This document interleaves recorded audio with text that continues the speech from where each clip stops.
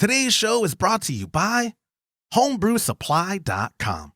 Right now, for the month of July, get refurbished Ball-Lock heads for cheap, 20% off premium CM Becker faucets, and free shipping on orders of $100 or more when you use the promo code JULY.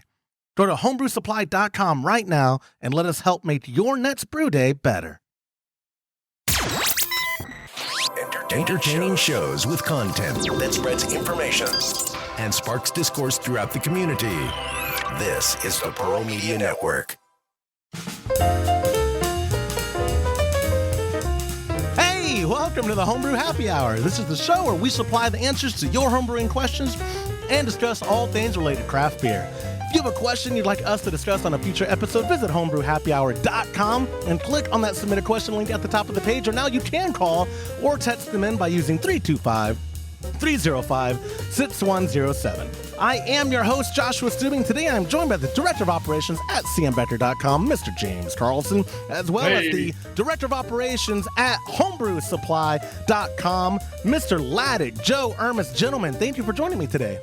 Howdy. Yeah, thanks for having us. Yeah, I'm proud to be here as always. I love your hat. First off, hold on. Let me cut the music because we are doing it the old school way where, with the video at least, it thinks the software we're using thinks I'm talking the whole time. So y'all are like saying hi and whatever, but it's just showing my stupid face on the screen, just kind of staring there like, oh, hey, guys. James, say something so we can see your beautiful hat. Hey, how about this hat I got for free at HomebrewCon? I love it. Yeah, you got that. We'll talk about that later. The party that Country Malt Group put on, some good swag there. I will say. Yeah, they did. A good beer too. Great beer at. Hey, what about my hat though? Oh yeah, you've got the. Yeah, I'm not liking that hat. Joe has got on his Larry David hat. I love it. Yeah, check it. What's the deal? No, what you don't double dip the chip. I can't do Larry David. Obviously it's the burn hat. You didn't make it to Vermont though. You were talking about it. I wanted to, but yeah, I wanted to also make it to Boston and check out Treehouse and Trillium, but we were so busy and just couldn't find the time. And I will talk about that later too, because we did get some Trillium given to us by our buddy Kenny Hyman from the Brewer of Seville. He was on the podcast the other day, right? Well, it wasn't. Wait. Kenny brought us that, and Matt and Jen, didn't we? Right. I was going to say Matt and Jen are the ones who gave us the 4-pack of Trillium. Okay, I thought it was Kenny. That's right. What did Kenny give you? Kenny hooked me up on club night with a Thunder Horse, which was like a newish to the market, New England IPA, and it was really tasty. That's what it was. Yeah, that was good. I forget, man. The weekend was a blur, and not just because we were drinking, but because of how much was going on. There was a whole lot going on. Before we get into all the recap, because this is our HomebrewCon recap episode, I promise you it will be entertaining. Sometimes these shows, people are like, I'll skip it, but listen. Todd is not joining us. Y'all could tell. He's still up there in New England. He's in Cape Cod with his wife. They're actually today. They made the drive to Martha's Vineyard. They're heading that way right now. He told me on the phone. So that will probably be a much better time than what we're having here. But, oh yeah, well, and what they were doing yesterday, he just kept sending us pictures of food and. Wow. He really likes to rub it in when he's having a good time. I don't know if y'all have noticed that. He does a good job of it too. And like I said too, we are still recovering from HomebrewCon. I know yesterday I woke up and I felt like I got hit by a bus. Oh, me. I went home early. Yeah. And I never do that, and I went home early. It's like back to the reality, and it's like not to butter you up, James, but I know it's bad when you have to go home early. It's bad. It was bad. Excuse me. I know, like for me, I was sitting here catching up on emails and just kind of dozing off a little, and then catching myself falling asleep. I sit on this bouncy exercise ball, so you can't really fall asleep at it or on it, and that was my saving grace. If I had a normal chair, I would have been out. My wife would have come in and pushed me and go, "Aren't you working today?" And I've been like, "Oh, Todd's out of town. He doesn't know." That's like Inception. What's that movie called where you start falling and when you're sleeping? Exactly. I woke up, a dreidel was spinning right in front of me. That was like our trip to Portland, but that's a whole different recap episode. And also my lovely singing voice is starting to come back. Yeah, you sound a lot better. Thank you. I've been drinking a crap ton of water and sucking down. Today's episode should have been brought to you by Ricola, because that's what I've been chowing down. I don't know if y'all counted how many Ricolas I had from the beginning of the show to the end of the show, but it was an entire pack of like 200. I went through the whole pack. I don't know if that's healthy, but it helped me kind of get through. The last day, my voice was just gone. I think listeners remember, I had gotten sick a couple weeks ago. I didn't go to the doctor, so I can't really diagnose, but WebMD said it was probably either strep throat or throat cancer. So one of those two things is probably what I had. And and so I went to HomebrewCon, not quite healed, and really, my wife gives me so much hell. She's like, "Oh, you went to a conference." So it's work. Y'all know. Yeah, we were worn out that very first day that we set the booth up. I was dying. You stand on your feet rather, not sit on your feet. You stand on your feet for 10 plus hours a day and you just nonstop talking. And I already do that nonstop talking, but for 10 plus hours every day, I was just dying. And the first couple days, I didn't drink enough water. I wasn't drinking a lot of beer at the booth either, but I just wasn't drinking anything. But if I wasn't I was drinking much water, but I was definitely drinking more beer than water, so that's probably not a good thing. Exactly. And so, I think I've become too much of a desk jockey because I could definitely feel it in my feet at the end of the day and stuff. Oh man, just standing in one place, I feel like it's quite a bit different than being able to actually walk around. Just standing there, it kind of all adds up pretty quickly. It really does. And like James was saying, I'll start off with, for our recap, we will start from the beginning. James and I flew in together because we usually go early to set up the booth. And that's our role. James is nice enough to come with me. Usually, Todd is like, "No, Josh, you have to set up the booth." But James is, James is nice enough. I think he's also because he's so tall that he can help me set up the booth. There are banners I just can't push all the way up. And James, it's just a little reach for him. But we flew in Tuesday of last week, 1 week ago, and we had a pretty uneventful entry. Our flight was very shaky from Austin to Charlotte. We had extremely bad turbulence, which for a guy like me who's afraid of flying, I went from 0 to, oh my God, we're dying in like 3 seconds. Thankfully, I didn't manifest that audibly because I wanted to go, "We're all gonna die!"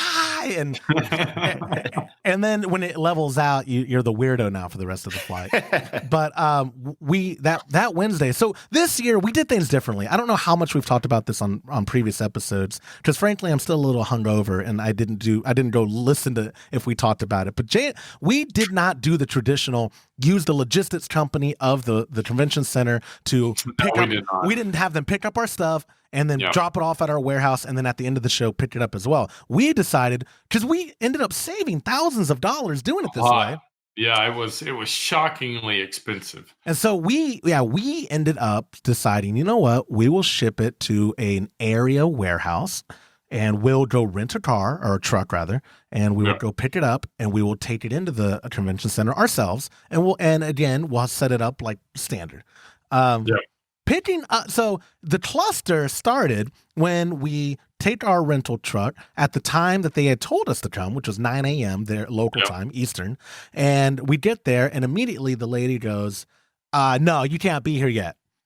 And we just kind of look at each other like, no, you told us at 9. And, she goes, no, a few hours more. No, she was like, "Who told you?" And I'm like, "I didn't make detailed notes, but you guys called me and said to be here at a certain time, and we could unpack it and load it and everything." So I think the morning I got the vibe that they're extremely busy at the time that we showed up because every truck was in the docks. There's docks all the way around that building, so they were trying to get their stuff done, and they didn't need 2 punk kids in there. No, you're right. Messing their stuff up. No, and they made it very clear. So we were like, well, son of a gun. That kind of because we wanted to set it up quick and be done with it so that the rest of the day was lackadaisy, carefree. So we were like, you know what? Screw it. We'll go to the convention center and go get our badges or whatever and go check out the convention hall and trying to plan out how we're going to lay it out. And we get there and like, nope. Registration's not till 1. Can't get your stuff. Can't pick it up. Whatever. We're like, oh God, okay. So to kill time, we ended up walking 4.5 miles around downtown. Went by the Capitol building, which was gorgeous. Yeah, the state building was very nice. There was a pretty cool mall It didn't look like an old building, but you go inside and it was a strip mall. Yeah. It was pretty cool. Yeah, we had a good time walking. That, though, I think was not the best choice because later, so we walk around for about 4.5 miles. We finally get to a point to where we're like, okay, we can go pick up our booth now. So let's go pick up our booth. And we get it and loading it. Fortunately, the people at FedEx in Cumberland, Rhode Island are wonderful. They are. The dock workers especially. Those guys were saints. They not only brought it all to us, they literally helped us break down the pallets to load up our tiny little Nissan Frontier that we... They did. They took the trash. They said, we'll take all the trash you have and get rid of it for you. Couldn't be better. Yeah, very nice guys. I wish I got their names. If it was Todd with us, he would leave them a great Yelp review. I don't know if that's a thing. I don't know if that's a thing for FedEx facilities, but he would have made them a profile and left them a great Yelp review. But they, I guess I don't have to go through everything. But what I want to get to and why I'm going through all these details is because when we got to the convention center, we were fortunate enough to be able to park at the docking, the back dock loading area. But this is where I think I realized that we need more than just James and I if we're doing that again, or we need to be able to pack dollies or something. Yeah, we definitely need a dolly. James, how much? I mean, we took, I don't want to exaggerate, but 20 trips back and forth. At least just the jockey box took 3 trips. Yeah. And we're trying to carry things as much as possible because they don't let you stay in the dock very long. And we're trying not to be in people's way because everyone was coming at that same time. I was carrying more, like I had an adrenaline dump. So I felt like, guy lifting up the bus on top of the baby kind of thing. But once that adrenaline went away, I was dead. I was dead, and I thought, holy hell, I'm not going to be able to work this show. I was going to say, and then you have to run then you have to run the show for the next 3 days. Exactly. So I think one thing we did learn, because I'll get to this later in the show, we are talking about driving the booth next year. One thing I did learn is we're going to do it, man. Oh, no, we are going to do it. But what I mean is I think what we learned is we need more people on board. Or when we drive it next year, we're going to pack appropriate equipment like dollies and piano dollies. We're going to have, or all my skateboards. We'll figure something out. We'll have a dolly for sure. I'm rolling that shit in. I am not, pardon me, I am not going to be lifted on my back. I felt like I was having a flashback to when I first started working for Todd. And he was like, you could carry more than that, Josh. And I'm like, okay, Mr. Burns. And breaking my back with 8 kegs or something. But if you remember, we didn't get out till, 6 o'clock? We didn't. And then we ended up at the Hemingway's, which was wonderful. Oh, and then we got done with that, and then we had to go to the kickoff party, and that was done. It was late by the time we got back to the hotel room, and then it was the same thing the next day, and the next day, and the next day. Yeah. And it's fun, don't get me wrong, but I'm too old to stay up to 2 a.m. every day. I'm too old for this stuff. That's Lethal Weapon. I'm getting too old for this stuff, Rids. That's true. I do. All right. So we did it set up, blah, blah, blah, blah, blah. We'll come back to the evening events. I want to talk about the next part, recap the attendance we had at our booth and how freaking amazing it was to have so many listeners come by. Joe, I saw you over there on the homebrew supply side. First off, I was impressed with how many people were interested just in what homebrew supply even was. It seemed like we had a lot of new acquisitions in regards to like brand awareness. Like a lot of people became aware of homebrew supply, but also I heard people talking to you about the podcast, like recognizing your voice. Yeah, certainly. We had people in front of the booth the whole time. There was very minimal downtime. So I didn't have time to walk the floor myself much. It was just, constantly interactions with people at our booth. And like you said, man, it seems like we had a lot more podcast listeners in it than last year. And, we've grown. So that makes sense. But their support was awesome. Just kind of chatting with them. And I feel like in general, there was a lot of people that may have been kind of from around that area that didn't make the Portland one or hadn't made other ones in the past. And so it was good to see a lot of new faces and some familiar ones as well. But yeah, overall, we just had a lot of people interested and, people picking up those pins were a big hit. The new recipe that we designed. The buttons, man. I had to every time I heard someone compliment it, because my ego is fragile. I was like, "Oh, you like that design, do you?" Oh, I mean, whoever designed it was probably really good at what they do. My ego was definitely And it was cool to have that beer on tap too. So he could say, yeah, if you like that art, we've got the beer on tap, try it. And it's on the site if you want to brew it. So it was cool. That was a cool interaction. Yeah. I want to, video watchers are going to notice that I was just flapping here. I made the mistake. I left, on my desk over here, I left some, food that I was eating before we left town. And when I got back, go figure, there were some fruit flies in my office. So I'm still swatting away fruit flies in my office. So I wasn't having a seizure, friends. I was getting fruit flies. James, as always, a wonderful showing for the CM Becker booth. I love that people come up and they first off, if they're familiar with the product, always very complimentary of like there's no middle ground for CM Becker. People either come up and they don't know anything about the CMB products, or they just want to rave on and on. And I'm not just what's the first thing out of their mouth? I love you guys. Exactly. Or I love you guys' product. And it was good to see, but it was odd that the most talked about faucet there was the kombucha one. Everybody, that doesn't make any sense, right? You ended up selling like 40 of them, didn't you? Well, it was 20. And the lady was very adamant about paying right now because she's afraid they were going to go away. But I didn't have the heart to tell them I've had those same faucets on the shelf for 4 years. So they're not going anywhere. That's not good marketing to be like, these things? I didn't, yeah, the seafoam You green. want these? Yeah. You don't want these. It is a strange color. It is. I mean, they're nice looking. Yeah. Very cool. I do. Like I said, I know we had obviously listeners come by, and I think it was cool for me, or it was cool for us to be in our element with them in regards to because they'd come by and they talk. We talk about the show. We go back and forth, a little chit chat. But then they would also be genuinely interested in specifically the faucets or the disconnects, and it was cool to have all this homebrew community tie-in in this one location. You know what I mean? Because I agree. The beer was just absolutely on point. So I had one guy, and I'm sure y'all heard the same thing, that they were commenting about how solid the beer selection was and how good it was. You're a mind reader. I was about to just segue and say the best part for me was serving. Especially as my voice was dying, I was like on the last day, I was like, okay, I'm going to just take over and try to serve as much because I can squeak out what can I get you?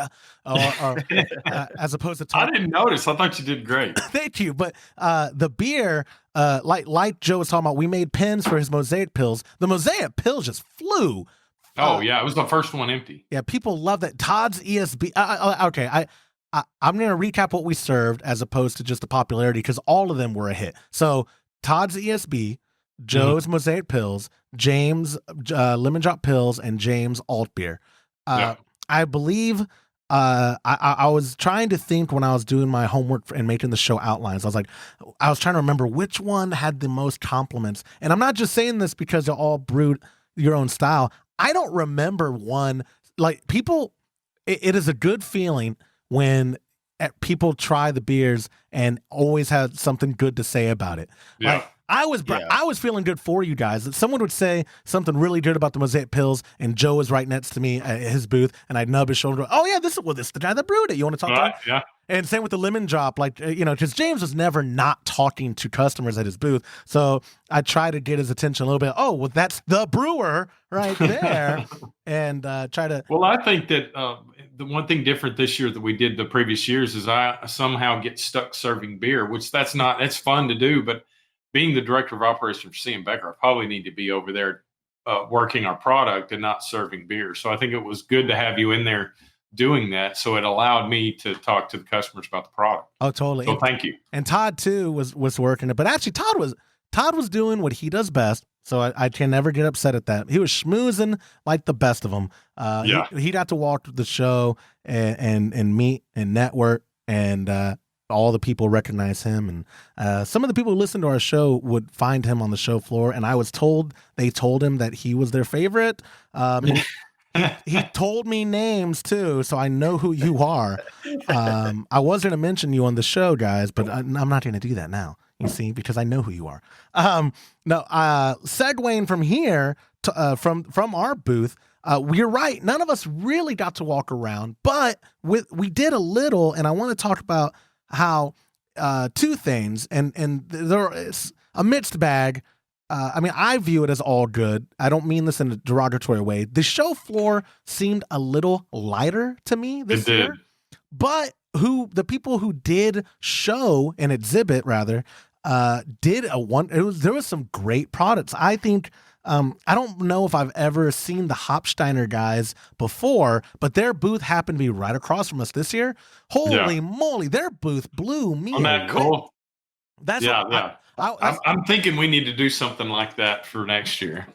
We need people who can construct or erect. I could barely put together IKEA furniture. Yeah, I mean, it looked like a tap room when you went in there. It had a real nice bar, all wood. They had huge monitors everywhere. It was extremely nice looking for sure. It was incredible. Cool. Our friends at Spike also impressed me with what they brought. I really liked that they've been teasing their new nano system for a while, and I don't know if that cool. Is that the coolest thing? It was. I told my pop. I mean, this is pipe dream, but I'd like to push my pipe dreams and get the ball rolling. But I told him, I was like, Pop, I think it's only going to be like 15 or 16,000. And he goes, oh, that's it. Yeah. Oh, only, son. Order us 2. Yeah. Only. But it is a slick piece of machinery, I will say. Oh yeah, you know what was the coolest about that is the mash tun. It had that grain dump at the bottom. Man. Yeah, like a real pro system. Yeah, it's really nice. Really cool. And Blickman and Anvil's setup out as it is every year. It was pretty impressive. They have a few new products that they're releasing, and I mean their booth is always huge and full of shiny that metal brew steel. Controller from Blickman that's pretty cool. Is freaking awesome. I don't know if they're Joe, you would know better because you know the retail side. Are those for sale yet? Yep, we've got them on the site. They've got electric controller for electric systems like a boil coil. They've also got a gas option, which is really cool, that regulates your propane or natural gas burner, kicks it on and off as the temperature indicates. So that's a really, really good option for people looking to find a fairly affordable way to build a Herms or rim system. Very slick. Yeah, because it starts at it's like $3 bills and some change, right? What does it start? Right, at? And it's called the Brew Commander. I believe you're pretty close. It's in the $300 range. The gas one's a little bit more. They tack on extra price because it comes with some extra things you need to be able to actually regulate your propane or natural gas. But for what you get from that product, and it was cool. We had Doug Granlund, like their technical specialist, walk us through, and it was really cool, kind of picking his brain and kind of having him kind of again show us. Those guys are so nerdy. I love it. They're cool, aren't they? Doug, I mean, I think he pushed up his glasses 10 times during the presentation. And what you'll like to notice about this part was he's like the scientist on The Simpsons. I'm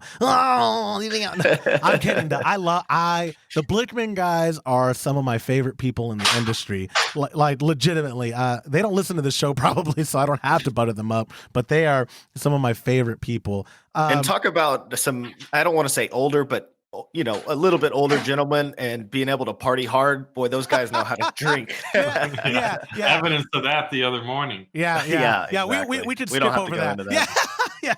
I do also right next to us on the other side of our, we always get put next to our friends at the Grainfather, which is wonderful because we love them. Our friend Petra couldn't make it this year. I think she was recently married, right? Maybe she did. When we met her in the Brow, she had mentioned that she was fixing to get married. So. Yeah, so maybe she was on her honeymoon or something. But we love the Grainfather people, and they had their new product, that 15-gallon or 20-gallon. 15, yeah, that thing looks sweet. It's a beast. That thing was monstrous. Yeah, and it's a little pricey, but again, you get the durability, the reliability, the versatility that comes with the Grainfather product. Is that going to be a prosumer product like that that would be on homebrewsupply.com? Or? Oh yeah. As soon as it's available for us, we're going to have it up there because it's a very nice machine. The Grainfather is kind of like the Cadillac of all the all-in-one systems. So we're definitely excited about that. And Pico Brew was another one. They've got their new Z. It's like the updated from the Zymatic, one of the original ones. It's much more compact.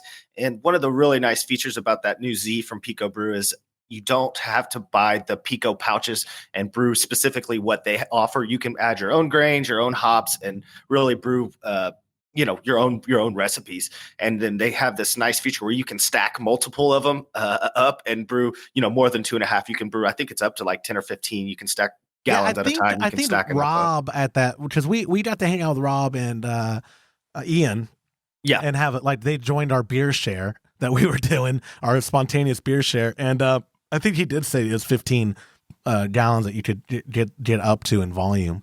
Right. It's a cool setup, man. Pito's doing cool things. I remember their original Kickstarter, 8 years ago, or I might be exaggerating on time. It was a while ago, and just being like, whoa, what's the market for this? And just seeing them take off. Pito's doing cool things. And they do also happen to work a lot with CM Becker. So the better they do, the better for you, right, James? Oh yeah, absolutely.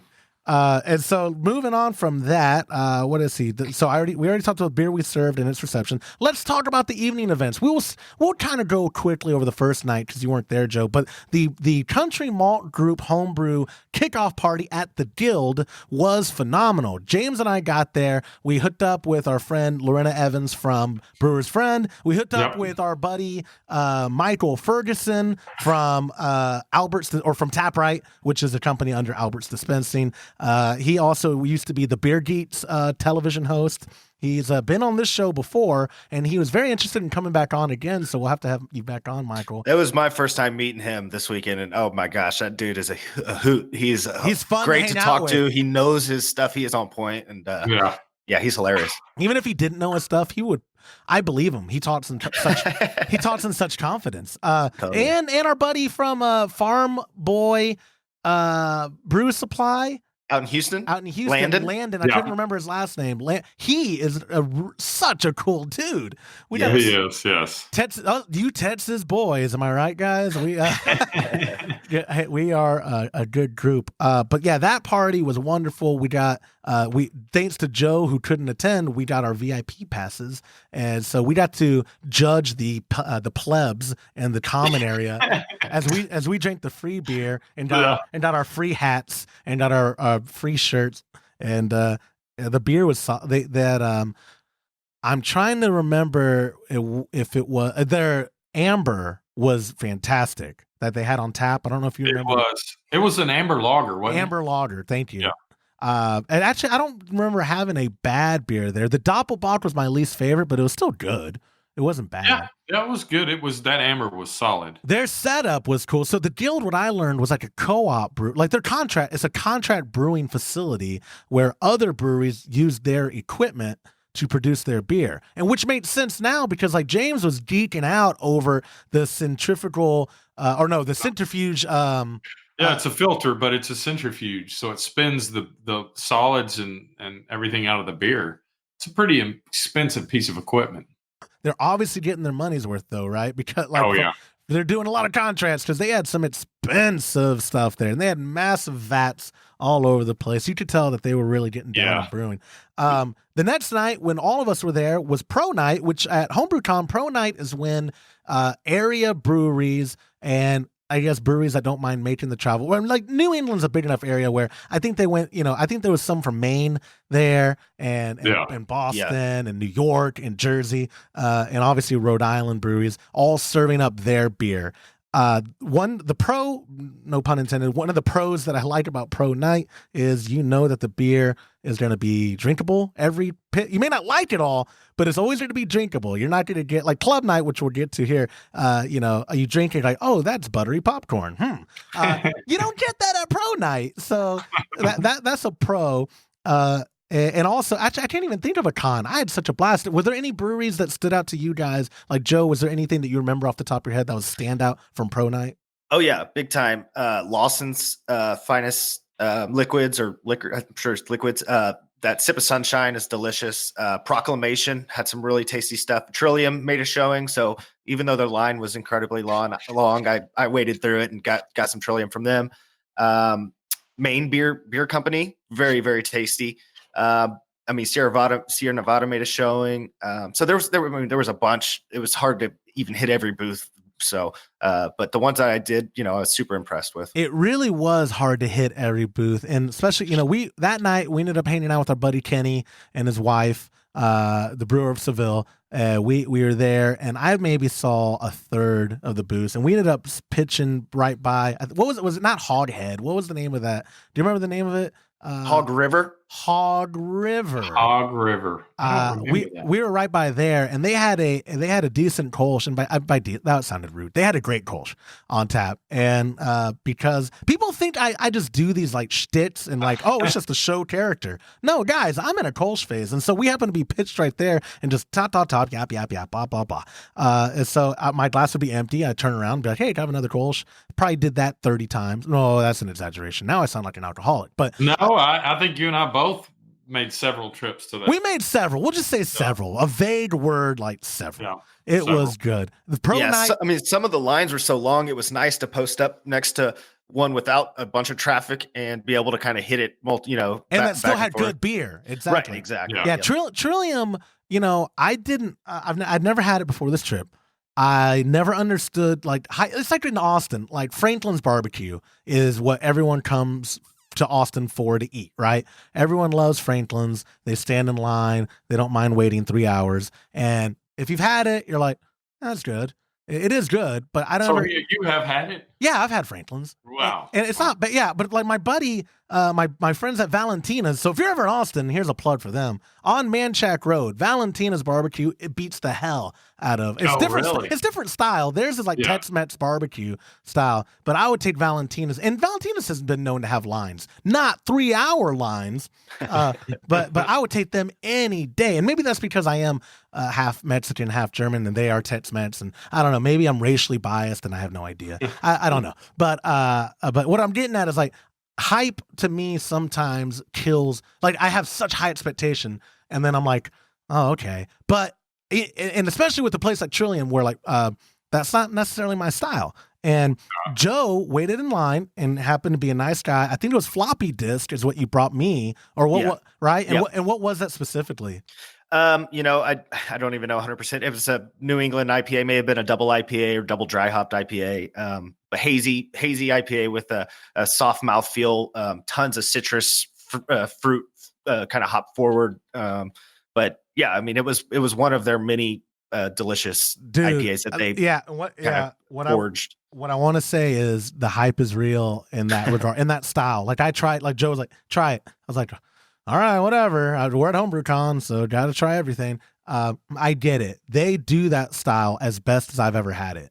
Like that the hazy IPA. Okay, if that was my first experience with hazy IPA, I'd give more hazy IPAs a chance, honestly. And now they kind of had changed my perspective to where I even saw James after that night willing to try anything. And James, you consume more hazy IPA this weekend than I've ever seen you consume in my life. Yeah. When in Rome, right? If we're in New England, gotta give it a shot. When in Rome, exactly. It'd be like going to Germany and not having a Pils or a alt beer in Dusseldorf. You just and there were some really good New England style IPAs.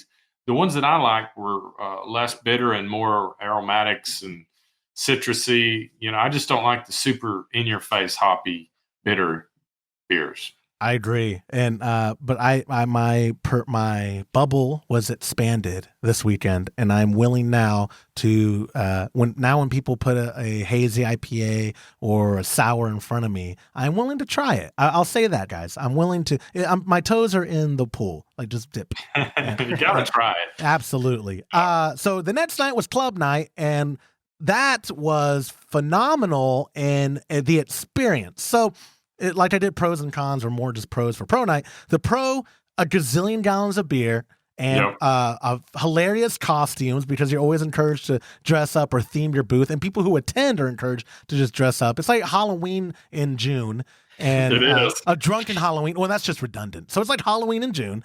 And and the people, again, of this community, because everyone at club night, like 99.9% of the people in that room were homebrewers.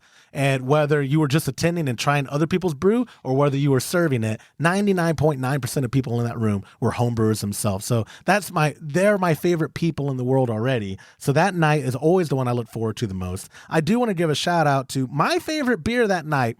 And I want to preface that they are listeners of the show. I had no idea they were before HomebrewCon. They'd never written in questions or whatever, but they came by our booth and complimented the show. Came by a lot. Yeah, they did come by a lot. They liked our beer, fortunately. But I love their beer. East Bay Homebrewers, the East Bay Homebrewers, they are out of Rhode Island. They're actually the smallest homebrew club in the smallest state. That's like their slogan. Steven, I don't know what you prefer to go by, sir. He had it was a collaborative beer, but I think they all said it was really this guy's beer, or he was the head of it. His brown ale, holy amazing. Moly. Yeah. I don't even remember if he said he entered it in the NHC or not. He should have, because it was one of the best beers I've ever had. That was my standout beer of that night. And there were a ton of great beers. Joe, what was the guy it was that stout, I think. Yeah, there was, I don't even know what the club was, but it was funny because there was a club that was posted up in a against the wall with a booth that had a really tasty stout with coffee and some other adjuncts. But it was really good. And then there was somebody with like a cart that was kind of, wheeling it around, who had another really good stout. And I kind of did a little half and half pour one time, and they blended really well. But yeah, there was a ton of really good stouts. I had some good sours even. It was just so much beer that, if you found one you didn't like one club had a pizza beer that I wasn't a big fan of, but just go on to the next booth and you can guarantee to find something you do like, or even at that same booth, there was just so much going on that it was hard to take it all for in. A good chunk of that night. Lorena was with us, and so was, I forget Martin's last name. He's a big deal in NHC, like as a judge. He's been doing it for a while, and hearing them critique the beer as I was drinking it and like saying like, well, this mouthfeel should be this or this or this or this. And that was cool for me because I was like, oh, yeah, I see that now. Oh, okay. Yeah, that's how you kind of open your eyes. They can pick out the individual ingredients in that, and it just to this day just shocks me. I don't know how whose beer was it, and who was it? Was it Ferguson, or somebody tried a beer and said specifically like the malt like that was used? It was Ferguson. Wasn't it oh yeah, this is the malt. And was it our beer too? Because it was something where it was the ESB. If he said East Kent Golding would be a better hop choice instead of the Fuggles, but they're not big fans, especially Lorena. She didn't like Fuggles hops at all. Or even I think he said even a little bit of ESB a little bit of East Kent with the Fuggle. Yeah, he said it would have impressed him a little more. But I'm a big fan of Fuggle. I like that kind of I do too. Dirt, earthy, organic. Remember what they called it? They called it the dirty hop, or they called it earth. Yeah. They called it earthy, right? Right. I mean, it's got a very earthy flavor to it, and that's something I do like. But I do too. I understand it's not for everybody. No, so maybe we need to modify that recipe and put a little bit of both in it. No, screw them, James. No. We could try it. See how. I see think how we need to test it out. No, we can. I don't care. That is a good time for me to interject. That it is something I love. Even though, all right, so it's easy for me, like when who I consider a pro, to say something and be like, well, they're absolutely right. But I also keep the perspective like everything's subjective to taste. Like Todd, like the ESB, they liked it too. They're just like, oh, I would do this instead of that. But a gazillion other people would say, oh my God, that ESB was perfect. I loved it. And some people didn't like it at all. Like that's the beauty of subjective taste buds, is that like the Mosaic Pills isn't something I would have poured all day on a regular basis, but the more I was drinking it there at the booth, the more I was like, holy hell, I could do this all day. Like, you know what I mean? Like, like taste buds change and people are different. And I love that about the homebrewing community. And that's maybe what also bothers me too, in the same breath about judging, because you could have an award-winning beer if it goes through a certain line of judges, as opposed to if it went through that same beer, a different line. You know what I mean? Like, there is no, and that's the beauty of being human and the human error, or the error that comes with human, is that your beer is objectively an award winner, but that doesn't mean it's objectively. I don't know where I'm going with this, as much as like Makes sense. I think we got the Yeah, we you know what I it mean? for Like sure. it's this cool thing. Yeah, though. everybody's palate's going to perceive stuff a little differently. Yeah, but that's or cool. even if it perceives it the same, some people may like that flavor and others don't. Exactly. So, yeah. And I think overall that's a cool thing more than I dislike it. Like that's a great thing. And I don't enter contests anyways, so it doesn't affect me. Not yet. Not yet. Yeah, that's a let's talk about next year the not yet part. Going to be in Nashville. So with that being said, Nashville is as close to us as a HomebrewCon has been, besides maybe Denver. Those might be almost the same distance.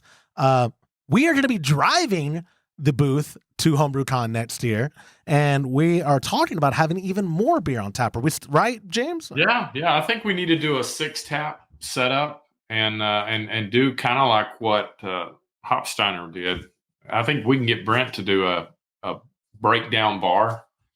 And then I think that's what we need to do. And then we could all bring. I could actually brew a beer that we bring, and then I think you should. Yeah, absolutely. It's going to be you and your dad. It's going to be a Kolsch because that's hard to mess up, and it's an easy one to get compliments for. So like people be like, "Oh, that's just a very straightforward Kolsch." Thank you. Oh, you think so? Oh, yeah. I tried to keep it as true to style as I could. Yeah. But here's what I'm going to do. I'm going to change James' recipe up. By change up, I mean, I'm going to put a more malt or a little bit less and say, oh, yeah, this is my your recipe. This is my own. This is Make my it your own. Absolutely. Yeah. I went into Brewer's Friend and manipulated the pound of malt. And so, yeah. But thank you. Obrigado for the compliments. I think we need to do more lagers. I think everybody was pleasantly surprised that we actually had 2 lagers on tap. Yeah. They were super popular. And again, I can't like the lemon drop pills was so popular, and the mosaic, like people. It's just that style you want to drink when you're drinking all day. Exactly. And you know what I mean? Yeah. Walking around all day. Exactly. And even our friend Lorena, who was like, lemon drop, that is not, you have to use noble hops. That's not a Pilsner.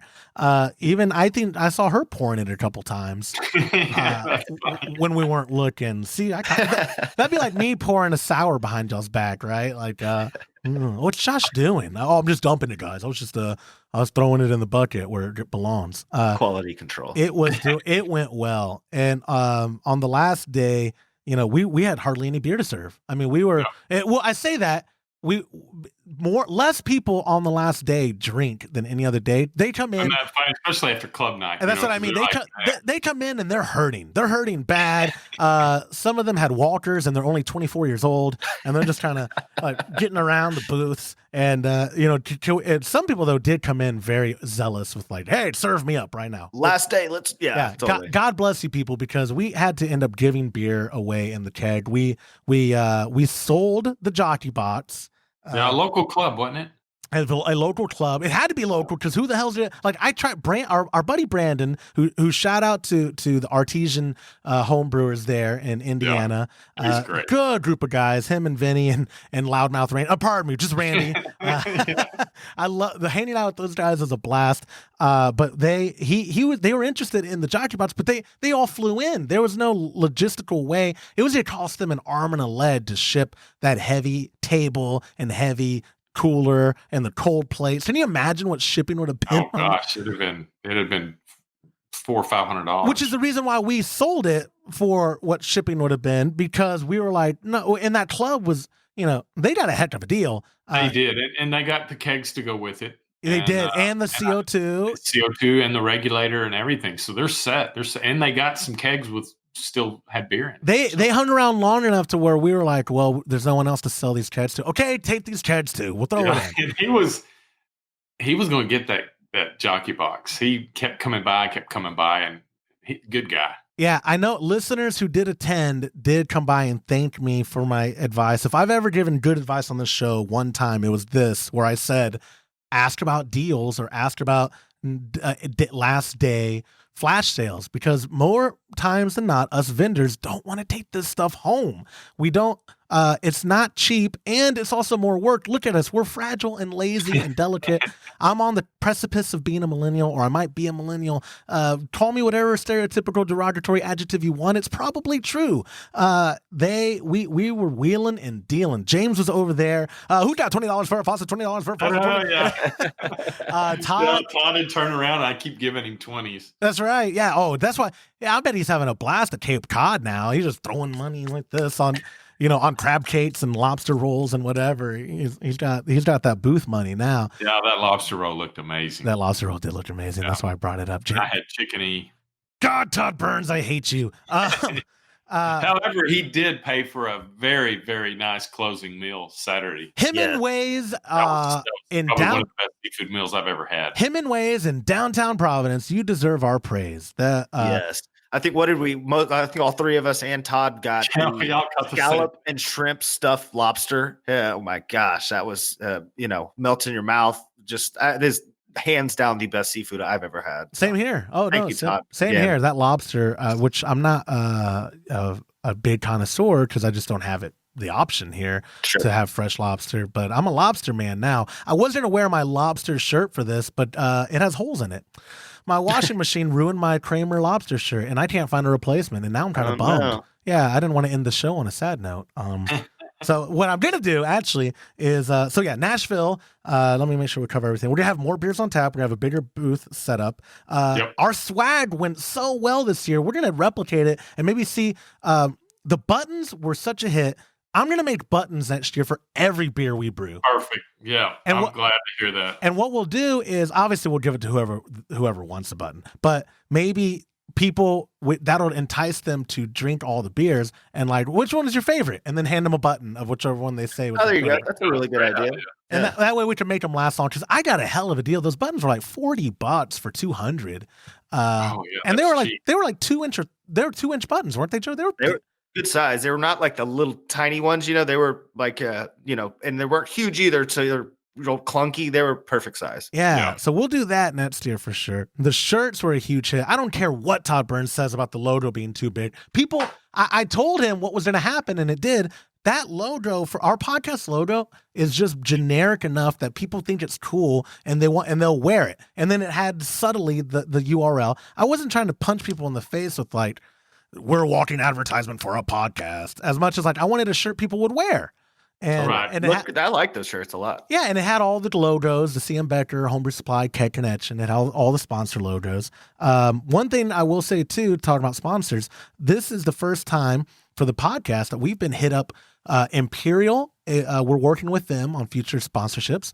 A company that does merchandising, Sticker You, they happen to be at the show. They do beer labels and stuff. They're going to sponsor the show. Cool. We have a whole lot coming up for the podcast, friends. And I'll plant this seed right now. We haven't talked about a whole lot, and I'll expand on it when it's about to launch. But we also have a Patreon in the works. So we have a lot of cool, exciting stuff for the podcast. And I think overall, I'm going to give a shout out to some of the people.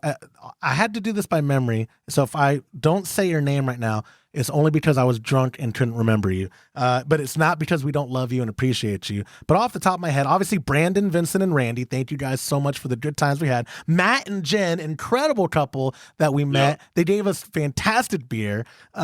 Terribly nice. They complimented me. That's all I need in a weekend.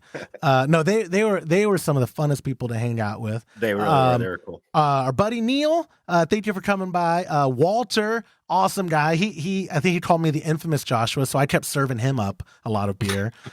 John came by on the last day. I think he got a mash tun and a brew bucket. And I don't remember. I think I threw in 20 pounds of brew cleaner. I don't remember. I think he got some faucets from James. And he got some faucets from me too. Yeah.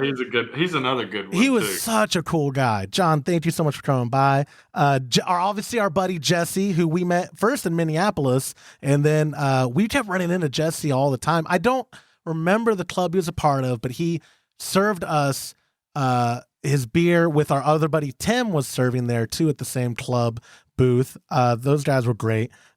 Greg, thank you so much for coming by. Daniel, he was a great guy. He came by a bunch, drank our beer. I told him, you have to keep coming by and do your part so we don't have to take beer home. And he obliged. Thank you, Daniel.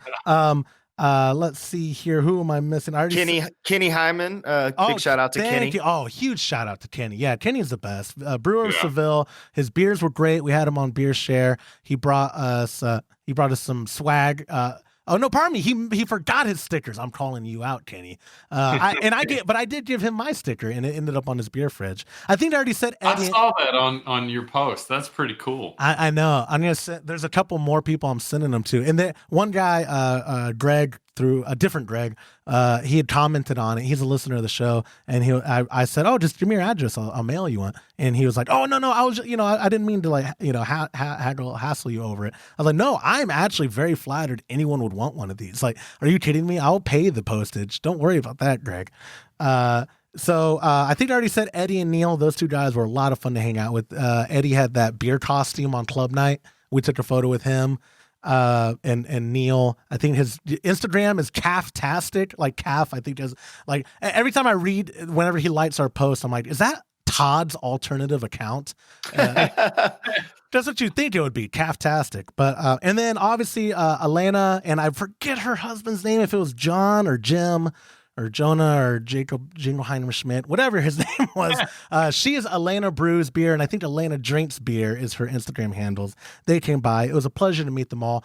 Shannon, I just remembered him off the top of my head, the Brew Brother. Yeah. He came by the booth. Good to see him. He had great things to say about our beer. It was cool to meet him and his wife. I heard he didn't end up meddling, but he had a finalist beer. It was a Mosaic Pale, I think. Yep, I believe so. Double dry hopped, and I think he even keg hopped it. Yeah, exactly. Hop. But yes, so to wrap everything up, because this is a 50-something minute episode show.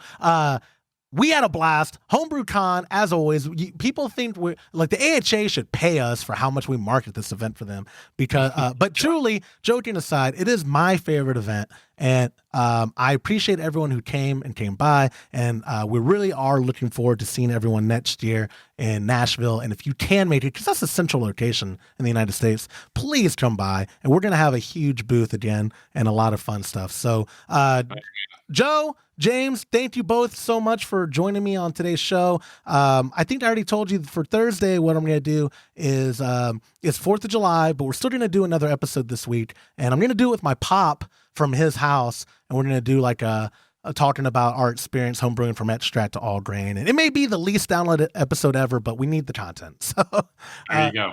But thank you guys so much for joining me, and I'll catch up with y'all soon. Yes, sir. Thank you. All right, and that will do it for this episode of the Homebrew Happy Hour. If you have a question you'd like us to discuss on a future episode, visit homebrewhappyhour.com and click on the Submit a Question link at the top of the page. Or now you can call or text them in by dialing 325-305-6107. Thank you to our show sponsor, homebrewsupply.com, for supporting our podcast and the homebrewing community. Go to homebrewsupply.com, use the promo code HHH, and you'll get 5% off your order, or this week, promo code July on orders 100 or more to get free shipping. On behalf of James Carlson, Ladit, Joe Ermis, and the Pearl Media Network, I'm Joshua Stubing. Thank you for listening.